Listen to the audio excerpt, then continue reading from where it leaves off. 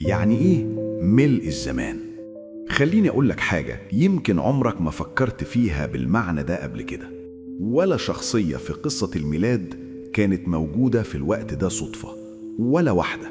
كل واحد حياته كانت مترتبة علشان يخدم لحظة واحدة في التاريخ، لحظة تجسد الله. تعال أحكي لك القصة من البداية، بس مش من ناحية التجسد، لكن من ملء الزمان اللي كان سبب في التجسد. كوباية الشاي الحلوة بتاعتك وارشم صليبك، ويلا بينا نعيش الحكاية خطوة خطوة. يلا بينا. رسول التوقيت، الملاك جبرائيل. خدت بالك إن ربنا استخدم نفس الملاك مرتين؟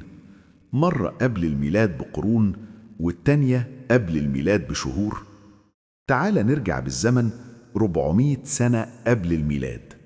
نبي اسمه دانيال، شعب في السبي وأرض مكسورة وناس بتسأل